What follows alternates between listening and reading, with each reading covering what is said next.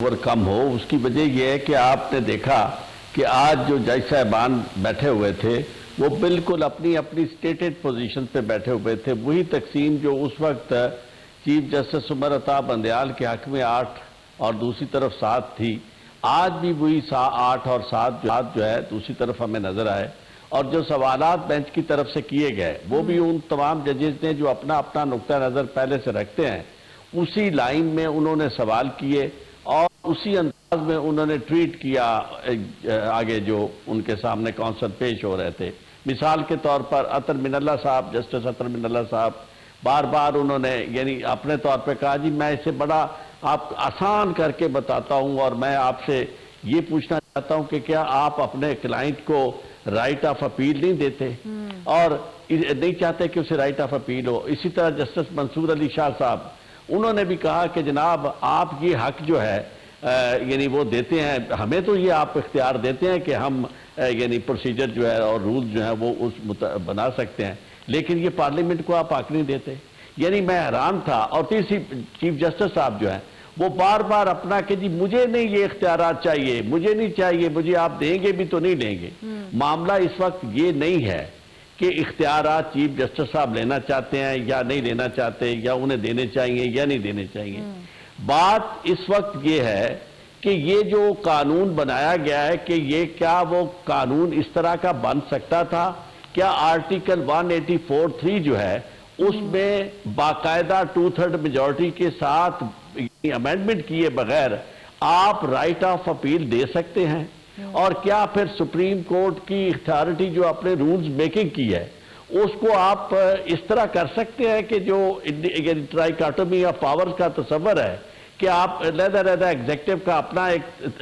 یعنی دائرہ کار ہے، اس کا جوڈیشری کا اپنا ایک طریقے کا دائرہ کار ہے اور اس طرح مقننہ کا اپنا ہے. تو اب مقننہ جو ہے ان معاملات میں یعنی بھی مداخلت شروع کر دے اور پھر اسے تابع کر دے کہ جناب اپنے کہ جی آپ یہ بینچ اس طرح بنائیں اور اس طرح فیصلہ. یہ جو ہوا ہے جو یہ پروسیجر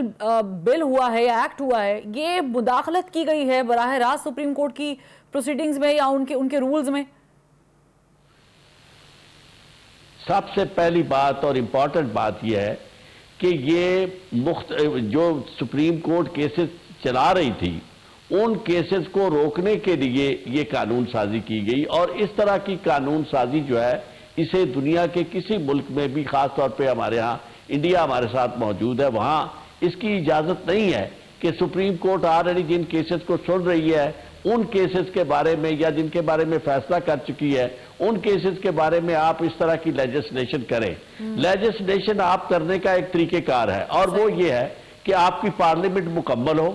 اور پھر وہ ایسا ایشو ہو جو مفاد عامہ کا معاملہ ہو، اس سے متعلق آپ لیجسلیشن کریں اور پھر وہ جو فنڈامنٹل رائٹس کا ٹچ سٹون ہے اس کے اوپر بھی وہ پورا اترتا ہو اور پھر ایک بیسک سٹرکچر کا کانسیپٹ ہے کہ جو بنیادی ڈھانچہ ہے آئین کا اس کے خلاف ہٹ کے اس سے وہ بھی قانون سازی نہ ہو. تو اس طرح کی قانون سازی تو پسندیدہ قانون سازی ہوتی ہے. ایک پارلیمنٹ جو مکمل نہیں ہے اور ایک پارلیمنٹ جس کے ہاں 2/3 میجورٹی درکار ہے اور وہ 2/3 میجورٹی میں لے جانے کی بجائے بغیر اس پہ ڈسکشن کرنے کے صرف یہ ذہن میں رکھ کے کہ چونکہ ایک بینچ جو ہے وہ اس طرح کا فیصلہ کر رہا ہے اور فیصلہ بھی صحیح آئین کے مطابق کر رہا ہے، تو ایسی صورتحال میں اس طرح کی قانون سازی کرنا اسے پرسن اسپیسیفک اور اسے ویسٹڈ انٹرسٹ کو سرو کرنے والی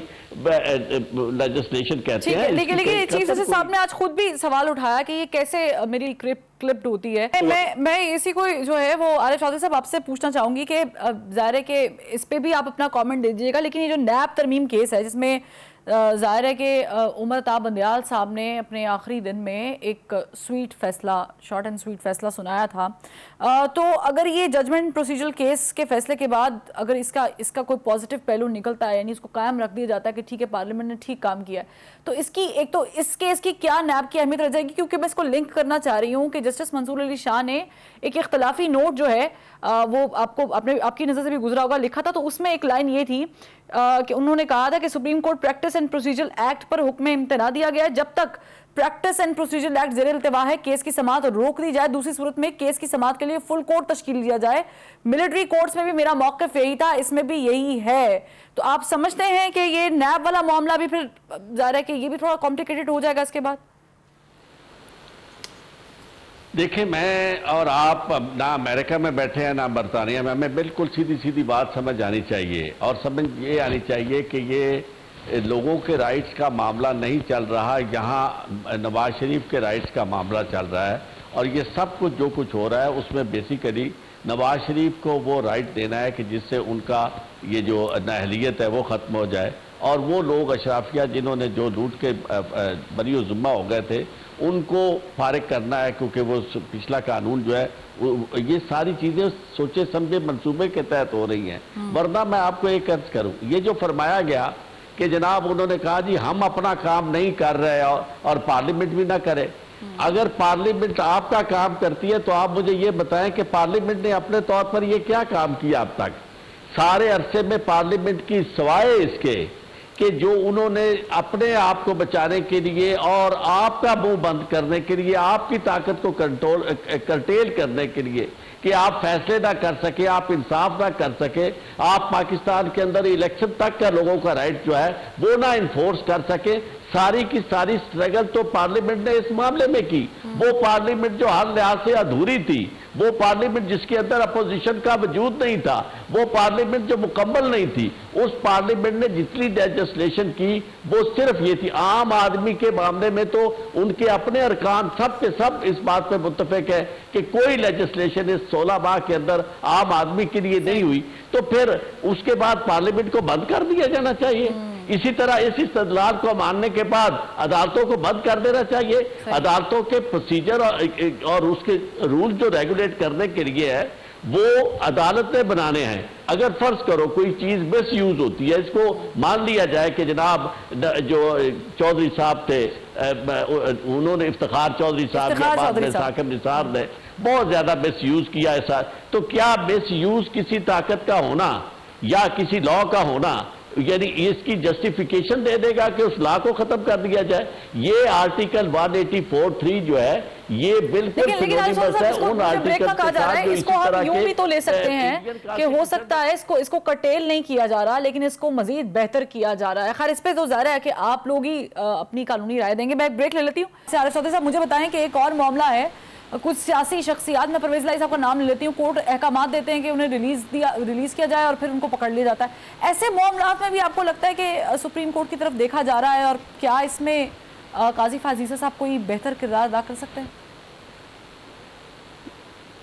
अगर इन मामलात की तरफ काजी फ़ायज़ ईसा साहब और उनकी मौजूदा सुप्रीम कोर्ट ने देखना होता तो फिर जो जाने वाली हुकूमत और मौजूदा जो एस्टेब्लिशमेंट और इस वक्त की हुकूमत है वो इतनी खुश ना होती उनके आने पे। और दूसरी बात मैं आपको एक अर्ज करूं, जो चीज़ आप अब नज़र आ रही है, ये जो आप इसकी बात करते हैं कि जो इलेक्शन के मामले में हुक्म दिया गया था, सबसे पहले तो उसके खिलाफ अपील होगी और उसे वो अगर ये कानून बन जाता है उसके खिलाफ अपील होगी, और वो बेंच में वो लोग बैठे हुए हैं जो अपना नुक्ता नज़र दे चुके हैं कि ये तो फंडामेंटल राइट्स का मामला नहीं है। पता नहीं फंडामेंटल राइट्स का मामला अब और क्या आएगा, यानी लोगों के राइट ऑफ वोट का मामला भी वो कहते हैं जी फंडामेंटल राइट्स का नहीं है, पब्लिक इंपॉर्टेंस का मामला नहीं है, इसके लिए आप हाई कोर्ट में जाएं। और अगर वो इसके ऊपर यानी 15 रुकनी बेंच जो है वो बैठ के इसको सेटिसाइड कर देता है उस जजमेंट को, तो बात ही खत्म होगी, फिर इम्प्लीमेंटेशन किस तरह होनी है। अब मामला सिर्फ ये है कि पाकिस्तान के अंदर इस वक्त हम इस चीज को बरमला कह नहीं सकते और कहने की जरूरत भी नहीं रखते। ठीक है, जाहिर है कि बहुत सारी चीजें। आरिफ चौधरी साहब बहुत शुक्रिया आपका। राजा आमिर अब्बास साहब